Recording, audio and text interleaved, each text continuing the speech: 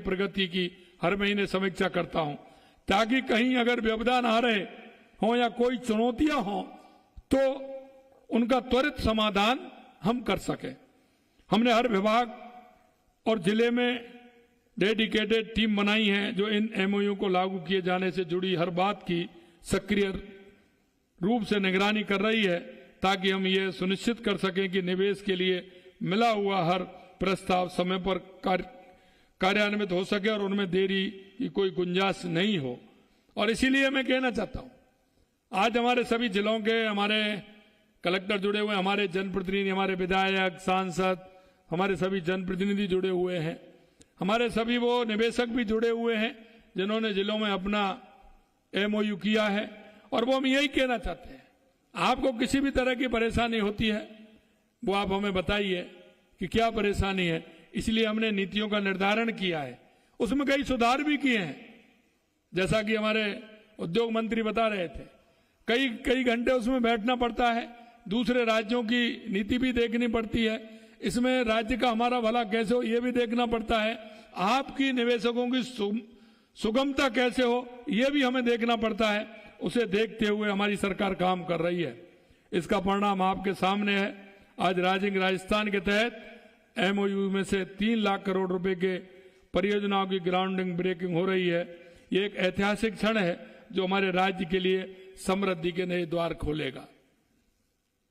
आज हम इस कदम को आगे बढ़ा रहे हैं जिसके तहत अभी हमने ऑनलाइन इन्वेस्टर इंटरफेस का मोबाइल ऐप भी लॉन्च किया है, ताकि संबंधित निवेशक मोबाइल पर ही अपने प्रस्तावों की क्रियान्विति की प्रगति और ट्रैक कर सके, अपने सवालों का जवाब पा सके और अधिकारियों से और भी आसानी से जुड़ सके। आज हम 3 महत्वपूर्ण नीतियां लेकर के आए हैं जो आपके सामने हम लॉन्चिंग हुई हैं। लॉजिस्टिक नीति, डेटा सेंटर नीति, टेक्सटाइल एवं अपैरेबल नीति का विमोचन हम कर रहे हैं जो आपके सामने हमने किया है।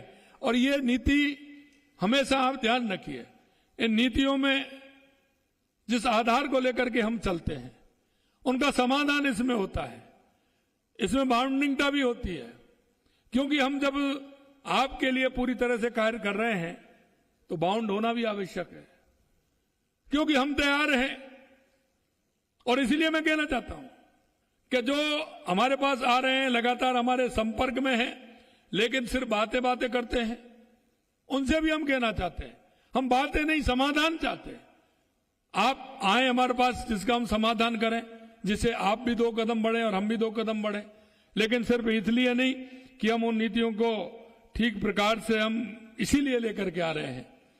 ये नीतियां उद्योग के लिए एक अनुकूल माहौल तैयार करेंगी, राजस्थान को निवेश का सबसे पसंदीदा स्थान भी बनाएंगी।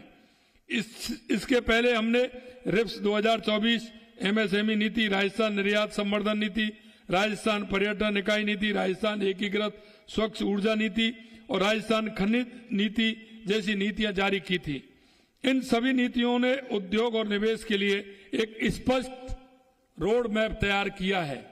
वो निवेश को लगता है कि स्पष्टता है, लेकिन मैं एक बात कहना चाहता हूं, यह दोनों तरफ से होता है। क्योंकि निवेशक भी ये चाहता था, पहले उसकी भी परेशानी थी और सरकारों की भी परेशानी थी। वो इस तरह से कहती है किस मार्ग से आपको आना है, निवेशक भी उसी मार्ग से जाना चाहता था। मैं आपसे यही कहना चाहता हूं, उन मार्गों को छोड़ दीजिए, सीधे आइए, नीति से काम करिए, आप भी ठीक रहेंगे और हम भी ठीक रहेंगे और ठीक प्रकार से हमारे राजस्थान का विकास भी होगा। नए निवेश को जल्दी से जल्दी धरातल पर उतारने के लिए तेजी से भूखंड आवंटन जरूरी है। इसलिए हमने डायरेक्ट लैंड एलोकेशन पॉलिसी शुरू की है। इसमें भूखंड आवंटन की प्रक्रिया सुव्यवस्थित बनेगी और परियोजनाओं को लॉन्च करने के लिए प्रस्ताव समय को काम करने में मदद मिलेगा। हमारी सरकार ने रीको के माध्यम से डायरेक्ट लैंड अलॉटमेंट के लिए पोर्टल के माध्यम से पारदर्शी व्यवस्था स्थापित की है। 15 मार्च तक जिन निवेशकों ने एमओयू किया उनमें से 107 निवेशकों ने अभी तक इस पोर्टल के माध्यम से जमीन आवंटन के लिए आवेदन किया है तथा उन्हें जमीन शीघ्र आवंटित कर दी जाएगी।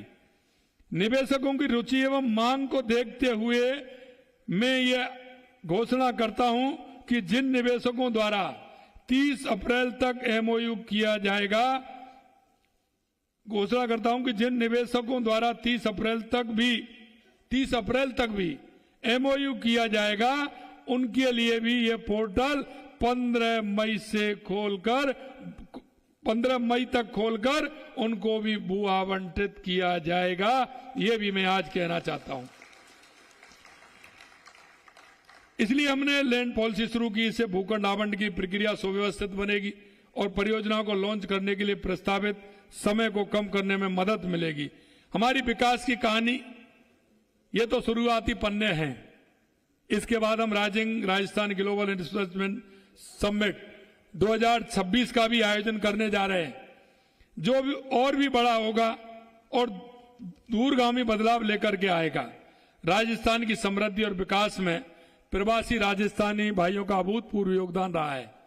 मैं आज के माध्यम से भी उनसे कहना चाहता हूं कि प्रदेश के विकास में प्रवासी राजस्थान